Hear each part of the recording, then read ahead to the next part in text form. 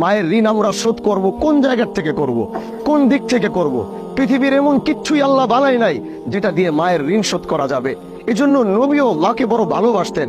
তিনি একদিকে বাবাকে যেমন হারিয়েছিলেন, আরেকদিকে মায়ের আদরটা যখন পাবে, অসহায় মা, টাকা ছিল না, পয়সা ছিল না, মুহাম্মদকে কিভাবে দুধ খাওয়াবে, মুহাম্মদকে কিভাবে লালন করবে, দিয়ে দিয়েছিলেন মা হালিমার কাছে। তারপরও নিজের বুকে রাখতে পারে নাই অসহায়ের কারণে, দরিদ্রতার কারণে।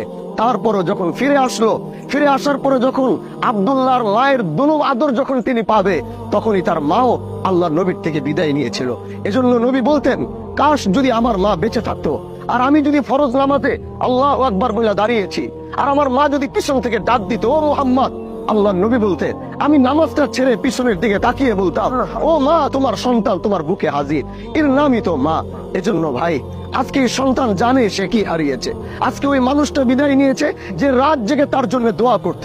আজকে ওই মানুষটা বিদায় নিয়েছে যে প্রতিটা মুহূর্তে আল্লাহকে ডাক দিয়ে বলতো, আল্লাহ তুমি আমাকে কেমন রাখছো আমি জানি না, আমার সন্তানটাকে ভালো রাখো, ওরে সুস্থ রাখো, ওরে বিপদ আপদের হাত থেকে হেফাজত করো। আমি রাত বেরাত সফর করি, বিশ্বাস করেন আমি কখনো আমার মাকে আমি রাত্রে ফোন দিয়ে বলতে চাই না যে আমি রওনা দিচ্ছি। কখনো বাসায় আসতে আমার 2টা বাজে, 3টা বাজে, কারণ আমার মা যদি কোন রকম জানতে পারে যে রাতে আমি রওনা দিয়ে দিছি, বিশ্বাস করেন আল্লাহর জাতের কসম করে বলছি, সেই রাত্র 3টা বাজে এসে দরজার সামনে দাঁড়াইলে যদি দেখি সে দরজা খুলে কেউ দাঁড়াইছে, ওইটা আমার মা। আমি জিজ্ঞাসা করি, মা এই রাতে তুমি কেন ঘুমাও নাই? তোমার তো ঘুমানো দরকার, তুমি ডায়াবেটিসের রোগী, তুমি প্রেসারের রোগী, তোমার হার্টের সমস্যা, তোমার তো রাতে ঘুমানো দরকার। আমার মা আমাকে কি বলে জানেন? শুধু আমার মা না, প্রতিটা পৃথিবীর প্রতিটা মার কথাই এটা। আমাকে বলে, বাবা যখন আমি শুনছি তুমি রওনা দিয়েছো, তুমি রাস্তায় আসো, কুয়াশা আছে, কেমন আসো, ড্রাইভার ঘুমিয়ে যাচ্ছে কিনা, আমি বারবার বিছানায় গিয়ে ঘুমানোর চেষ্টা করেছি, ঘুমাতে পারিনি। একবার ডান কাত, একবার বাম কাত, আরেকবার সোজা হয়ে আসমানের দিকে তাকিয়ে বলেছি, আল্লাহ আমার সন্তানটাকে সহি সালামত বাসায় আনো। এই যে তুমি আসছো, এই যে তোমাকে দেখছি, এখন আমাকে আর বলতে হবে না আমি ঘুমায় যাব।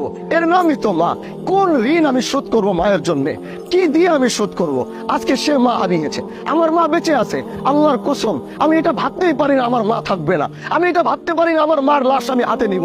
আমি এটা ভাবতে, কল্পনার ভিতরে আনতে পারি না আমি আমার মাকে কবরে নামাবো। এই জন্য যার এখনো মা বেঁচে আছে, আজ তোমাদেরকে দাঁড়িয়ে বলতে চাই, মার জন্য একটু সময় আমাদের হয় না। আমরা দৌড়াচ্ছি এখানে, হুন্ডা নিয়ে সেখানে, নেতার পিছনে, সেটার পিছনে, ব্যবসার পিছনে। কখনো মার তো মনে চায় আমার সন্তান আমার পাশে বসে এক লুকমা ভাত খাবে। কত দেখেছি মারা সারাদিন খাবার নিয়ে বসে আছে, একটা বেলা শুধু সন্তানের সাথে একবেলা খাওয়ার জন্য। কিন্তু আমরা এত ব্যস্ত, দুনিয়া আমাদেরকে এত ব্যস্ত বানাইছে। মা দিনের পর দিন খাবার নিয়ে অপেক্ষা করেছে একবেলা আমার সাথে খাবে, কিন্তু আমি সেই সময়টুকু দিতে পারি নাই। যাও আজকে মাকে কবরে রাখো, আজকে তোমার জন্য কেউ অপেক্ষা করবে না।